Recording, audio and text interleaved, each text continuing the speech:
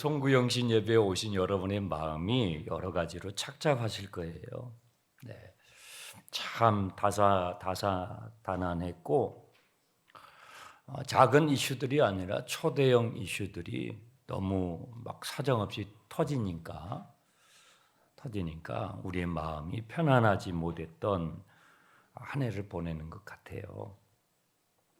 3년째 지속되는 러시아와 우크라이나 전쟁, 그 전쟁으로 인해서 우리와 인접해 있는 북한의 젊은이들까지 가담해서 지금 1,000명이 전사했는지 2,000명이 전사했는지 그런 말들이 나와요. 또 승객 72명을 태우고 가던 아제르바이잔 항공기를 우크라이나 드론인 줄 알고 러시아에서 그냥 오인 사격을 해서 추격시켰어요. 거기 최소한 38명 이상이 사망했어요.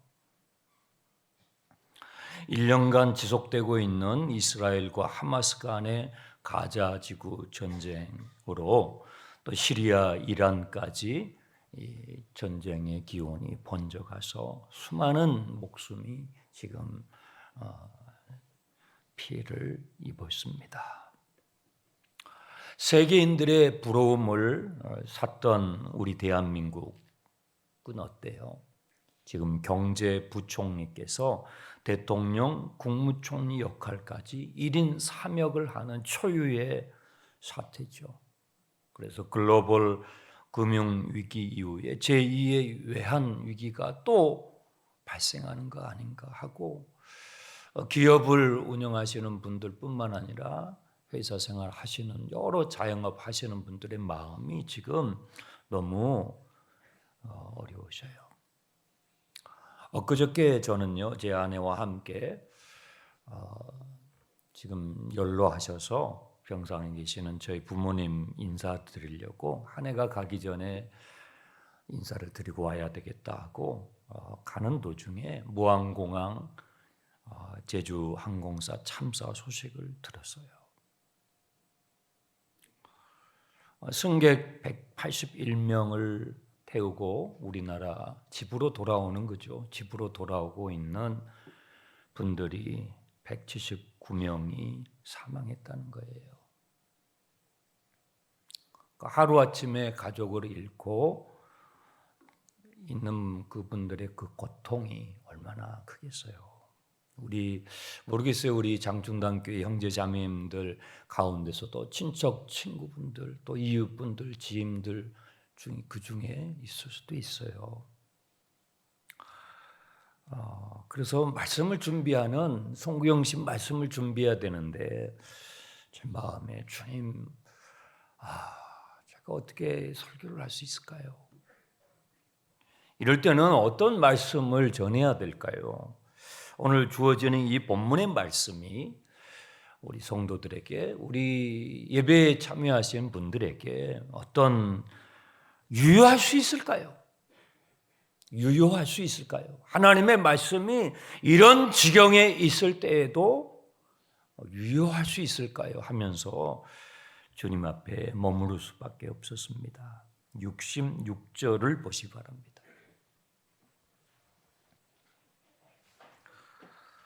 그때부터 그의 제자 중에서 많은 사람들이 예수님을 떠나가고 다시는 예수님과 주님과 함께 다니지 아니하였다.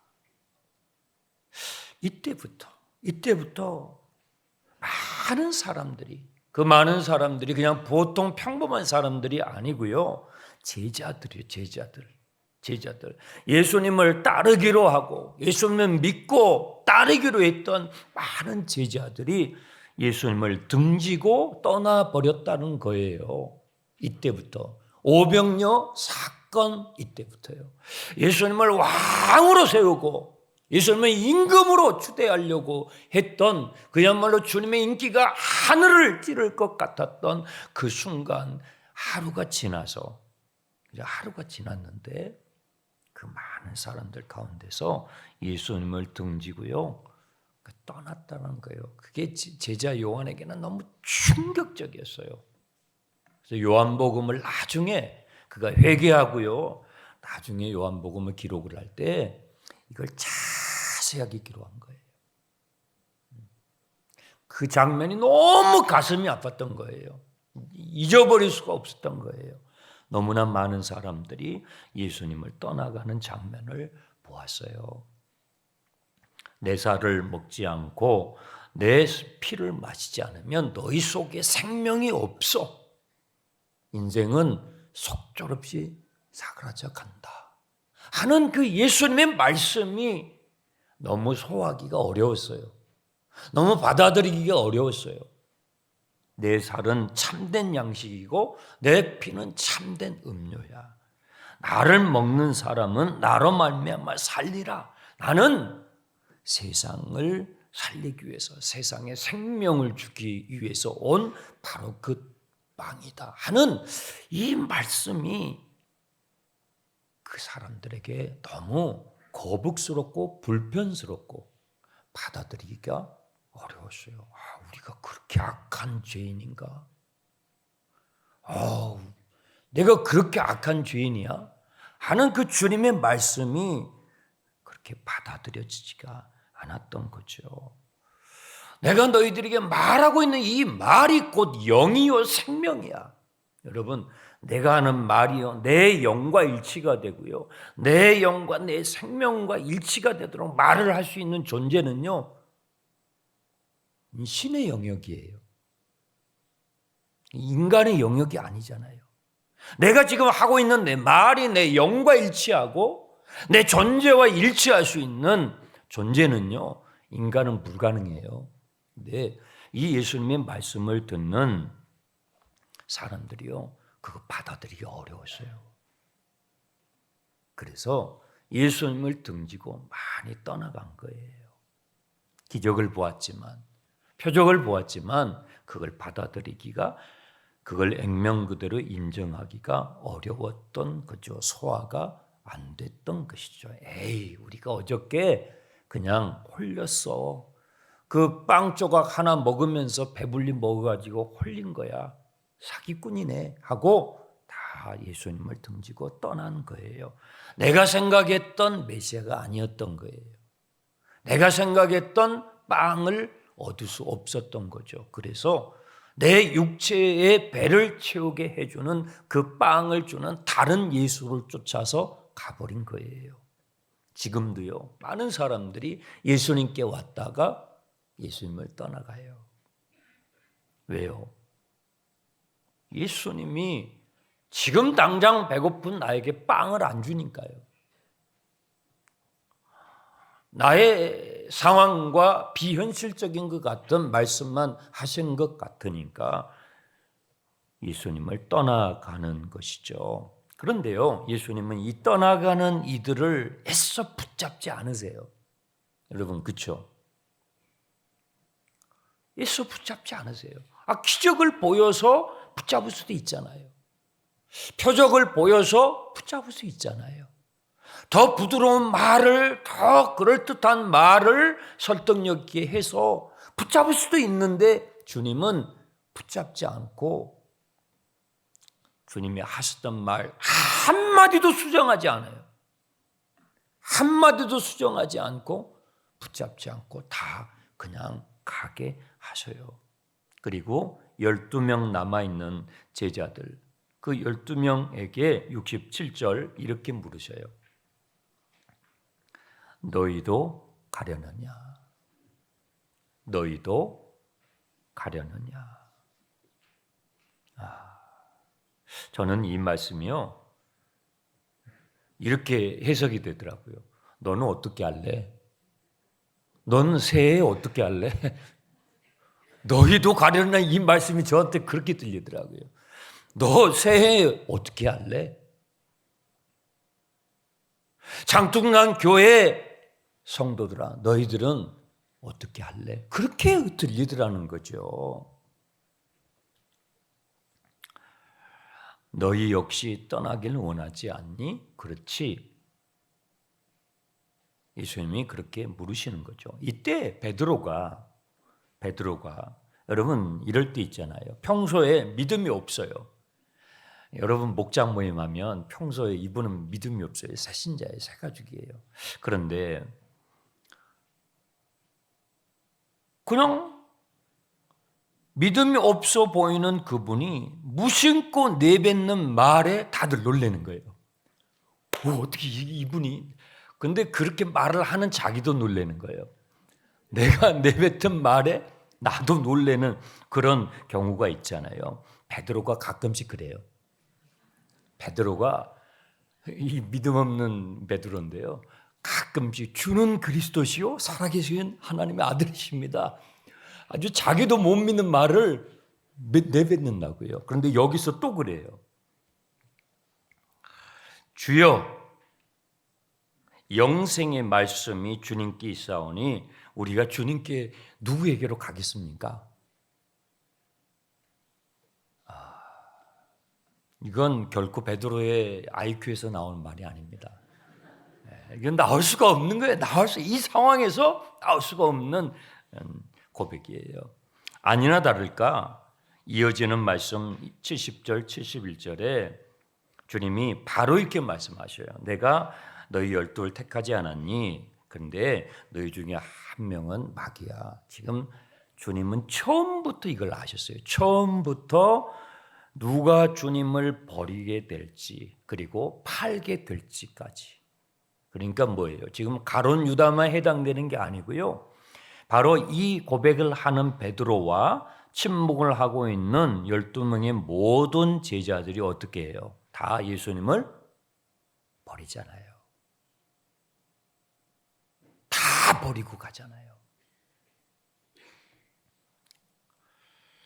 십자가에 못 박혀 그 십자가를 향해서 가는 예수님이 너무 초라한 거예요. 너무 초라한 거예요. 형편없어요. 그래서 그런 예수님을 다 버리고 도망가거든요. 그런데 요한복음이 여기 6장에서 안 끝나잖아요. 네, 성경이 여기서 끝나지 않아요. 어떻게 되죠? 도망을 갔던 12명 중에서 가룟 유다는 그 죄책감에 너무 시달리다가 스스로 삶을 포기해요. 그리고 11명은요 돌아와요. 왜 돌아올죠? 목에 탁 걸렸던 주님의 말씀, 소화가 되지 않고 받아들일 수 없었던 주님의 말씀이 소화가 된 거예요. 왜 소화가 됐어요? 부활하신 예수님을 만나게 된 거예요. 십자가에서 죽으셨던, 끝난 줄 알았던, 그렇게 비참하게 비극적으로 끝날 줄 알았던 예수님께서 부활하신 모습으로 이 제자들을 찾아오시죠. 네, 진짜 생명의 빵!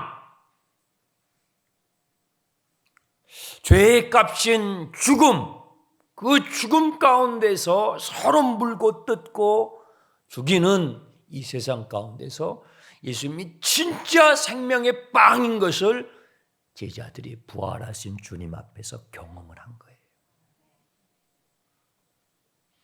여러분, 요한복음 6장 이 오병이의 사건이 예수님이 질문으로 시작했던 것 생각나세요? 생각 안 나시죠? 네, 벌써 1년이 지났어요. 이제 새해가 됐기 때문에 1년이 지나가지고 여러분 기억이 안 나실 거예요. 그래서 제가 6장 5절 보세요. 6장 5절. 1년 전에 이 얘기가 됐어요. 요한복음 6장 5절에 예수님께서 이 질문을 던지시는데 이 질문으로 비롯된 사건이 보리빵 5개, 물고기 2마리로 많은 사람을 먹였던 오병이 사건인데요. 그 질문이 이거죠. 6장 5절. 우리가 어디서 이 빵을 사서 이 사람들, 배고픈 사람들을 먹일 수 있을까? 예수님께서 그 군중들을 바라보시면서 이 질문을 던지셨거든요. 아주 의도적인 질문이거든요. 시험하셨다고 했잖아요. 테스트였거든요. 여기에 우리가 어디서예요? 예수님이죠.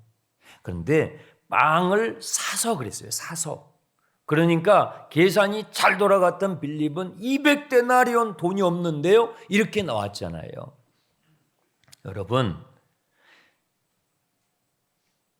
죄악으로 인하여 망가진 우리 인류가 다시 소생할 수 있는 생명의 빵을 우리에게 주시려고 할 때에 그 빵값이 얼마일까요? 여러분, 빵을 그냥 먹나요? 아무리 빵집에 기가 막히게 맛있는 빵을 막 만들어 놨어도 여러분이 가가지고 덥석 먹어요? 그럼 도둑놈이죠. 도둑놈이죠. 그냥 빵을 먹습니까? 못 먹습니다. 계산을 해야죠. 빵값을 내야죠. 빵값을 계산하고 먹어야죠. 자, 이 죄로 인하여 망가진 이 사망이 역사하는 이 세상 가운데 살아가는 우리에게 생명의 빵을 주시기 위하여 이 빵값이 지불돼야 되는데 그 생명의 빵값은 얼마일까요? 그건요, 우리가 계산을 못하는 거예요. 배고픈 사람 5천 명도 먹여줄 실력이 없어요. 우리는 그렇게 이기적이고 욕심쟁이죠. 그런 우리가 어떻게 우리 인생의 죄로 망가진 우리 인생에게 생명을 주는 빵값을 우리가 지불할 실력이 되겠습니까? 안 되죠. 그래서 예수님께서 스스로 그 빵값을 지불하셔요. 그게 뭐예요? 십자가예요. 그게 십자가예요. 예수님은요, 오병이어에서 빵을 떼어서 주시면서 자기 자신을 떼어주고 계셨던 거예요. 자기 자신을 십자가에서 내어서 우리 인생들에게 생명의 빵으로 떼어주실 것을. 그래서요, 예수님의 생애는요, 하나님께서 저와 여러분에게 우리 인생들, 타락한 인생들을 위하여 허락해 주신, 차려주신 성찬이에요. 성찬이에요. 주님께서 이 땅에 오시기 700여 년 전에 구약 성경에 많은 예언자들이 나와요. 그런데 그 예언자들 가운데서 유명한 분이 이사야 예언자라는 분이 있어요. 성이 이시예요. 네. 그 이사야라는 분이 계시는데 그분이 예언서가 길거든요. 많은 예언을 하셨단 말이에요. 그분은 이런 놀라운 예언을 하셨어요. 이사야서 9장에 세상에 예수님이 탄생하실 것을 정확하게 예언했어요. 이는 한 아기가 우리에게 낳고 한 아들을 우리에게 주신 바 되었는데 그의 어깨에는 종사를 메었고 그의 이름은 기묘자라 모사라 전능하신 하나님이라. 하나님이 아이로 오신다는 거예요. 믿을 수 없는 예언이에요. 예수님께서 베들레헴에 태어나시기 700여 년 전 예언이에요. 거기에 또 영존하신 아버지라 평강의 왕이라 할 것입니다. 만군의 여호와의 열심이 이 일을 이루리라. 와, 누가 이런 예언을 믿었겠어요? 또 이사야서 53장에 이분이 어떤 예언을 했냐면요, 그 예수님께서 오셔가지고 고난 받으실 것을 예언했어요. 어떤 고난을 받으시냐면 그는 실로 우리의 질고를 지고 우리의 슬픔을 당하였거늘 우리는 생각하기를 그는 징벌을 받아 하나님께 맞으며 고난을 당한다 하였노라. 그가 찔림은 우리의 허물 때문이요 그가 상함은 우리의 죄악 때문이라. 그가 징계를 받음으로 우리는 평화를 누리고 그가 채찍에 맞음으로 우리는 나음을 받았도다. 우리는 다 양 같아서 그릇 행하여 각기 제 길로 갔거늘 여호와께서는 우리 모두의 죄악을 그에게 담당시키셨도다. 라고 마치 눈에 바로 십자가를 목격하는 것처럼 예언을 했어요. 여러분, 이 예언이 정확하게 이루어질 수 있는 퍼센트가 몇 프로나 될까요? 700여 년 전에 하나님께서 한 아기로 이 세상에 잉태하실 것이다. 라는 이 예언이, 그리고 그 아기가 모든 인류를 위하여 여러분과 태어나지도 않았죠. 그렇죠?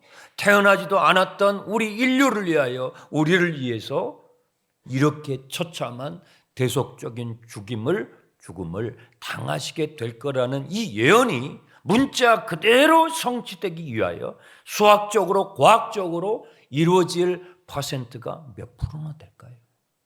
거의 불가능이죠. 거의 불가능해요.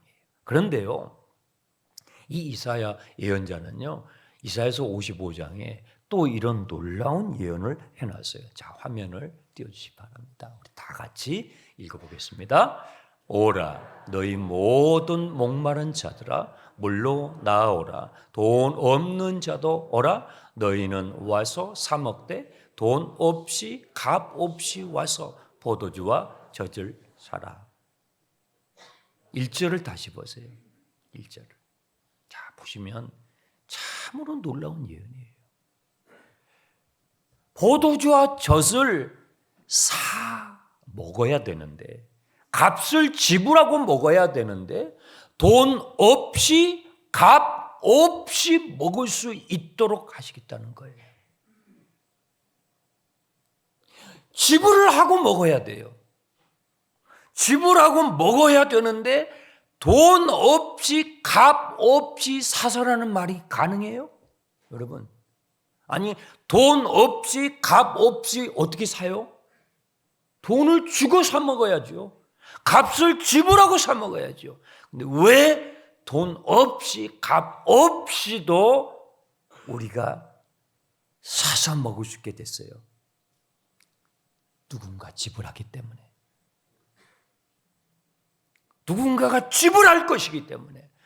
바로 예수 그리스도께서 십자가로 자신이 생명의 빵이 돼서 자기 자신이 그 빵값을 십자가로 지불하심으로 모든 인류가 값 없이, 돈 없이, 이걸 은혜로란 말이에요. 거저 믿음으로. 그래서요, 예수를 믿는다는 것은 예수를 먹는다는 거예요. 주님이 십자가에서 그 값을 다 지불한 거예요. 세상에 이 예언이 주님이 이 땅에 탄생하시기 700여 년 전의 예언이에요. 제가 예수를 믿게 된 건요, 이사야서 예언의 말씀을 묵상하다가 제가 믿음을 갖게 됐어요. 이건 이런 말씀이 이루어지려면요, 이건 확률이 불가능해요. 하나님의 말씀이기 때문에 이루어지는 거예요. 주께서 빵값을 계산하셨어요. 그래서 우리는 그 주님이 차려놓으신 성찬을 우리는 먹는 것입니다. 죽음이 두려울 때 먹습니다. 불안할 때, 염려스러울 때 먹습니다. 질병에 걸려서, 어려움을 당해서 힘들고 괴로울 때, 새해가 왔는데 너무 걱정이 돼요. 어둠 속을 걸어가야 될 것 같은 거예요. 길이 보이지 않아요. 2025년도 어떻게 될까, 세상에. 어떻게 헤쳐나가지. 그럴 때 불안함이 올라오고 염려가 올라올 때, 그때 우리는요, 생명의 빵이신 예수 그리스도를 값없이 믿음으로 먹습니다. 먹으면요, 음식을 먹으면 들어가서 힘이 돼요. 예수 그리스도를 먹으면 내 안에 들어와서 힘이 되는 거예요. 믿음과 소망과 사랑이 세상을 살아가는, 하루를 살아가는, 한 해를 살아갈 수 있는 힘이 생기는 것입니다. 예수님의 생애는 하나님께서 우리 인생을 위하여 차려놓으신 성찬입니다. 그래서 요한복음 6장에 39절 띄워주세요. 자, 같이 읽습니다. 나를 보내신 이의 뜻은 내게 주신 자 중에 내가 하나도 잃어버리지 아니하고 마지막 날에 다시 살리는 이것이니라. 40절 읽어요. 내 아버지의 뜻은 아들을 보고 믿는 자마다 영생을 얻는 이것이니 마지막 날에 내가 이를 다시 살리리라 하시니라. 44절 나를 보내신 아버지께서 이끌지 아니하시면 아무도 내게 올 수 없으니 오는 그를 내가 마지막 날에 다시 살리라. 이 세 구절에 공통 표현이 나와요. 뭐예요? 마지막 날에 내가 다시 살리리라. 뭐예요? 지금이 끝이 아니라는 거예요. 그래서 주님께서는 주님을 등지고 떠나는 사람들 붙잡지 않는 거예요. 왜? 이것이 끝이 아니니까. 내가 십자가에 못 박힐 거니까. 내가 반드시 십자가에 못 박혀서 부활할 거니까. 내가 진짜 죽음을 이기는 생명의 빵인 것을 내가 너희들에게 역력히 확실히 분명하게 보여줄 거니까. 여기에 주님의 의지가 담겨 있어요. 주님의 의지가 담겨 있어요. 여러분, 새해가 시작이 됐는데 염려가 되십니까? 두렵습니까? 회사를 경영하고 가게를 경영하고 가정을 돌봐야 되고 이거 어떡하나 하십니까? 여러분, 지금이 끝이 아니에요. 이것이 끝이 아닙니다. 주님은 살아계십니다. 주님이 우리의 생명의 빵이 되십니다. 여러분에게 힘을 주십니다. 주님은요, 주님이 참으로 버림받으셨기 때문에, 잘 들으세요. 주님이 참으로 버림받으셨기 때문에 새해 여러분이 버림받았다고 느낄 수 있는 상황이 또 생기겠지만 여러분은 결코 버림받지 않을 것입니다. 주님이 참으로 고통당하셨기 때문에 새해 여러분이 고통스러운 순간을 느끼겠지만 여러분은 진실로 위로를 받게 될 것입니다. 주님이 참으로 억울하게, 너무 억울하게, 십자가는 너무 억울해요. 주님이 참으로 억울하게 죽임당하셨기 때문에 새해도요, 여러분에게 억울한 순간이 있겠지만 여러분의 억울함은 반드시 소명을 얻을 것입니다. 주님이 참으로 죽으시고 부활하셨기 때문에 새해에 여러분이 죽을 수도 있겠지만, 잘 들으세요. 여기서는 주무시다가도 깨어야 돼요. 주님이 참으로 죽으시고 부활하셨기 때문에 새해에요, 여러분이 죽을 수도 있겠지만 여러분은 예수 안에서 반드시 부활하게 될 것입니다. 이것이 요한복음 6장의 약속이에요. 난리와 난리, 전쟁의 소문들이 우리 주님이 오시는 때가 가까이 올수록 더 많아질 것이다.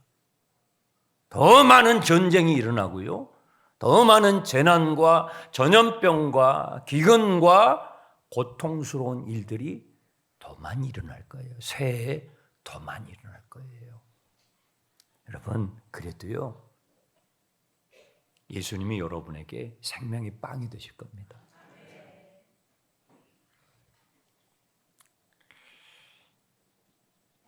그래서 새해에 또 복 많이 받으시기 바랍니다. 좌우에 계신 분 서로 우리 앞뒤 좌우에 인사하겠습니다. 새해가 왔는데요, 새해 복 많이 받으시기 바랍니다.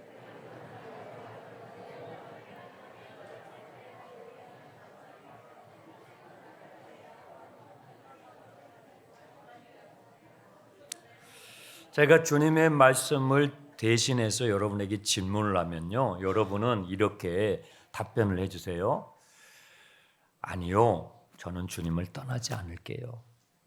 네, 제가 질문을 하면 저는 아니요, 저는 주님을 떠나지 않을게요 라고 여러분 대답하세요. 답을 가르쳐 드렸어요.